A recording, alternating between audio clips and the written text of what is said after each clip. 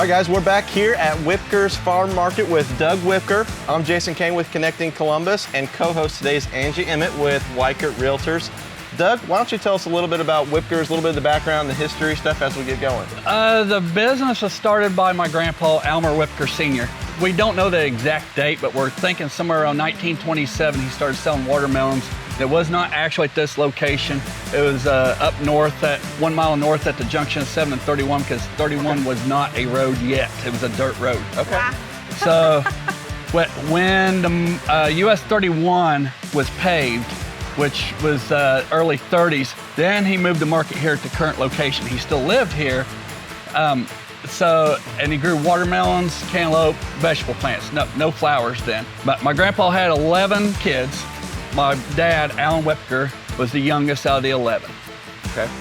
who was the owner. But at the time, when my dad was born, he actually had 5 brothers fighting in World War II. But Dad's always been involved in the business with some of his brothers. My grandpa passed away 1980. Okay. My grandma still lived here at the farm. Okay. And then when she passed away in 1989, my dad purchased the business because having 11 brothers, sisters, nothing could be given. On the greenhouse side of it, my mom, Karen, she started growing flowers and selling them here. Late 80s, 88, 87, around there. Her first year she grew 50 red geraniums, and that was it. Sold them on a hay wagon, right? And then just grew from there. I started helping the business, well, ever since I was a little kid. I was born in 1976. So you're third generation, right? Yes, So I'm third generation. okay. My dad, Alan, he still helps. He'll go to Louisville to pick up some produce if we need it, do plant deliveries for me. Mom still helps with the flowers also. So Doug, just a little bit about the season. When do you start the planning process? You know, when does it get super busy for you in the year? Well, so for the next year, we actually start in July. So you're getting ready to We start. get ready, we go to conventions, field trial days in Michigan to decide what we're gonna grow for the next year. Right. We get back from them. Starting in August, we start ordering the plants that we have to plant, the seeds, the pots that we put them in. And so we actually start in the greenhouses about the second week of January. We'll start filling trays. Then when we get into the first week of February, we start getting plugs of plants in, which are about 100 in a tray. And we start transplanting those, hanging baskets, 4.5-inch pots. First week of February, we keep planting all the way up until middle of April, nonstop. And we open our business actually in March. It depends on the weather. It could be early March, mid or late March. It just depends when the weather turns and people are ready to plant. Right. So Doug, on the way in, I noticed a sign that says this is a Hoosier Homestead Farm. What really does that mean? And tell the folks really how long you've been here and what the next stage of that Hoosier Homestead is. It means it's been in the same family for 100 years, the ground. Okay. So Doug, if somebody can't actually come to your market and get your goods, what's another option for them to get some of your yummy produce or beautiful flowers? Well, my brother and his wife set up at the farmer's market here behind City Hall on Saturdays in the summertime when we have extra produce. Now, if we're running low on certain things, it stays here, and then we go in, but we'll take in there what we can. And what would you say is one of your most popular plants right now this season? This year, the hot thing has been vegetable plants and herbs. I think it's made that also more popular as everybody's planting more raised beds now. In the old days, they'd have to go buy a rototiller.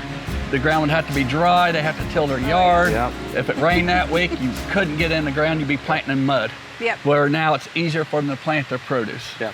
So a question that I know a lot of people may have, when can they come and expect sweet corn? It depends. So if ours is not ready yet, say like after the 20th of June, Vincennes, Indiana is a real hotbed for produce. Okay. They pick every day.